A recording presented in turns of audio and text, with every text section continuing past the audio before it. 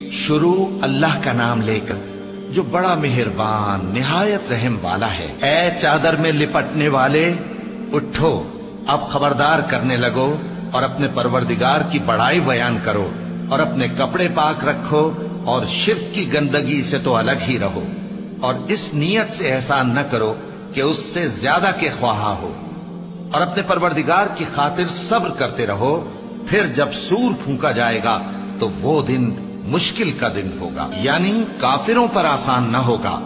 مجھے اس شخص سے سمجھ لینے دو جس کو میں نے اکیلا پیدا کیا اور میں نے اس کو بہت سا مال دیا اور ہر وقت حاضر رہنے والے بیٹے دیے اور اس کو ہر طرح کے سامان میں وسعت دی، پھر بھی لالچ رکھتا ہے کہ میں اسے اور زیادہ دوں۔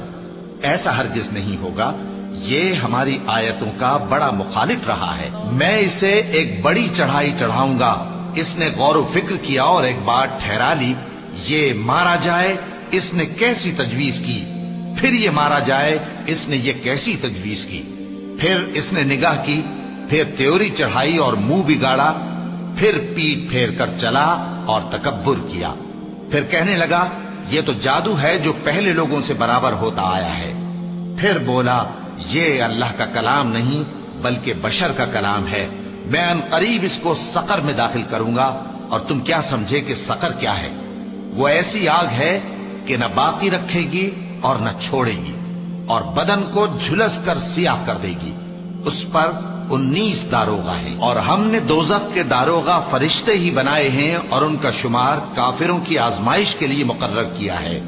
اس لیے کہ اہل کتاب یقین کریں اور مومنوں کا ایمان اور زیادہ ہو، اور اہل کتاب اور مومن شک نہ لائیں، اور اس لیے کہ جن لوگوں کے دلوں میں نفاق کا روگ ہے اور جو کافر ہیں کہیں کہ اس مثال کے بیان کرنے سے اللہ کا مقصود کیا ہے۔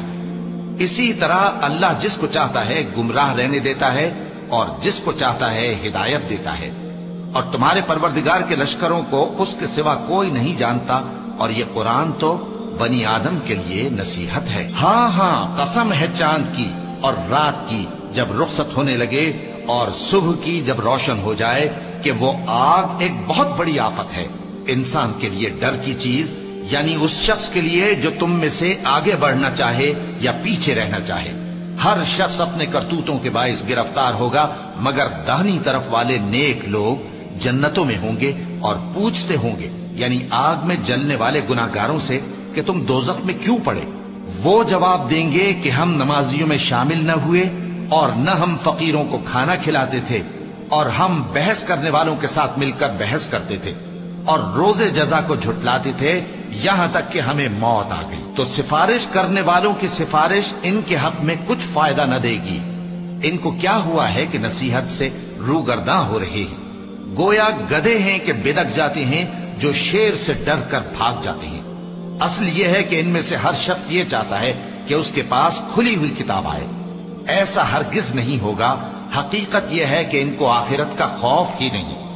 کچھ شک نہیں کہ یہ قرآن نصیحت ہے، تو جو چاہے اسے یاد رکھے، اور یاد بھی تبھی رکھیں گے جب اللہ چاہے۔ وہی اس لائق ہے کہ اس سے ڈرا جائے، اور وہی معاف کرنے والا ہے۔